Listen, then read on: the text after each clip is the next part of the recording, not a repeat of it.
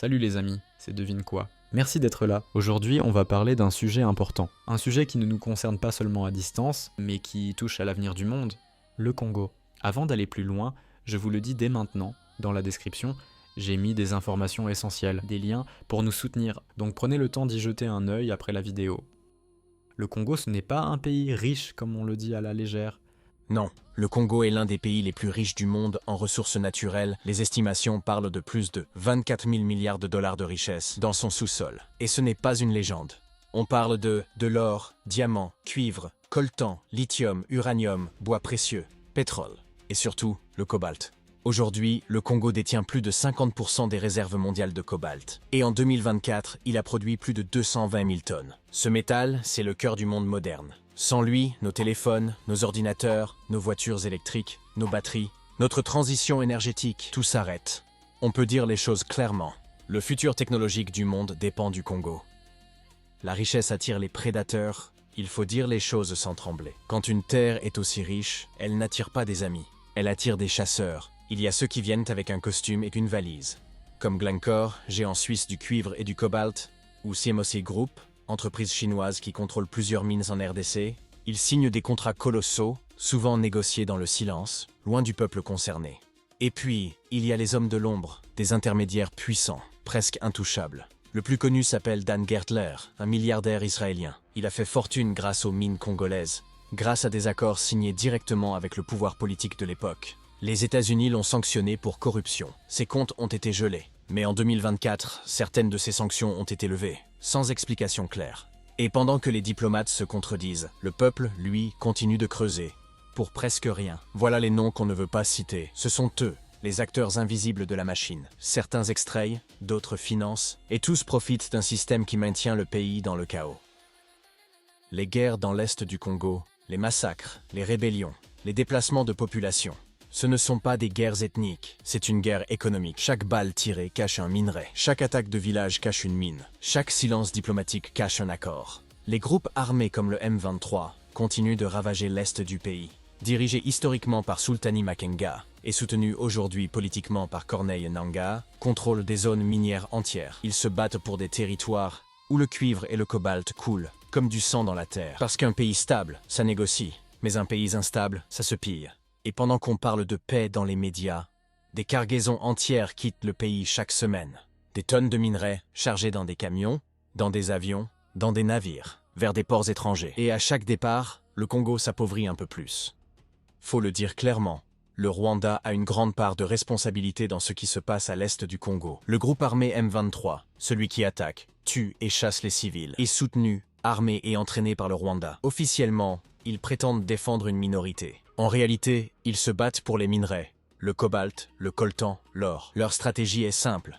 Ils prennent le contrôle des zones minières, vidant les villages, et laissent les ressources passer la frontière. Une fois au Rwanda, ces minerais sont revendus comme produits rwandais alors qu'ils viennent du sang congolais. Pendant que le Congo s'effondre, le Rwanda s'enrichit. Et tout le monde le sait.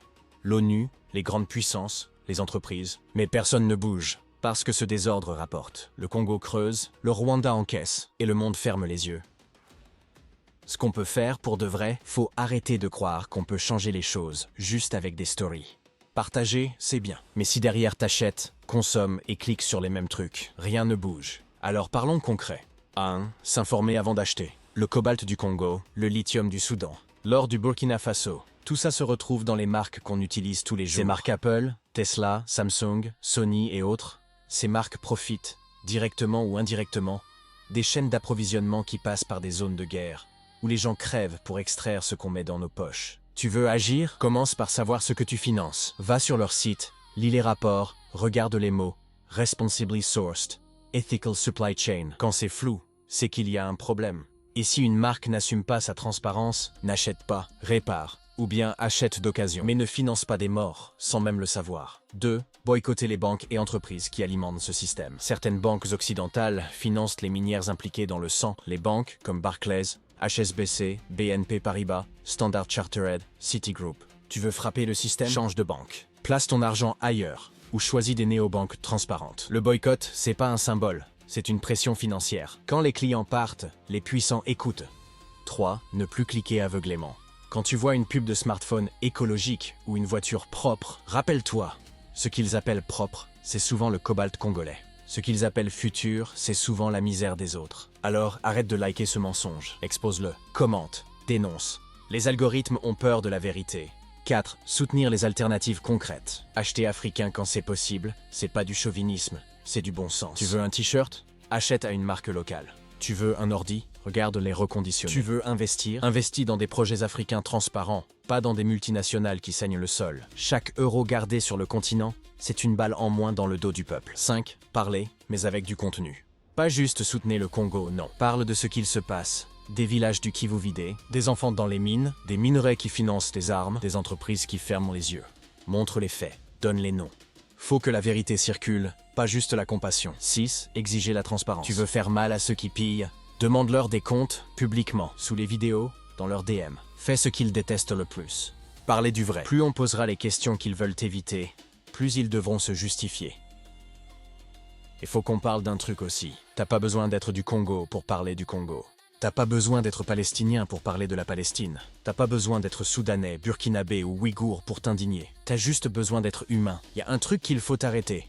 Ce délire de ne soutenir que ceux qui nous ressemblent, comme si la souffrance avait une couleur, une langue ou un passeport. C'est ça le vrai poison. On choisit nos causes comme on choisit nos équipes. Et pendant ce temps, les gens meurent, dans le silence. Quand t'es humain, tu soutiens ceux qui souffrent.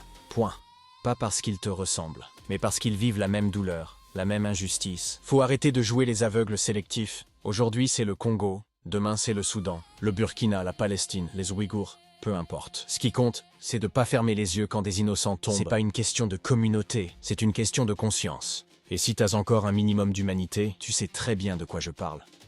Si t'as écouté jusqu'ici, c'est que t'as compris. Alors fais pas que regarder, commente, partage, abonne-toi. Pas pour les chiffres, mais pour que la vérité prenne de la place dans un monde qui ment. Chaque vue, chaque mot, chaque abonné, c'est une voix de plus contre le silence. Ici c'était devine quoi. Et tant qu'on sera là, on parlera pour ceux qu'on n'entend plus.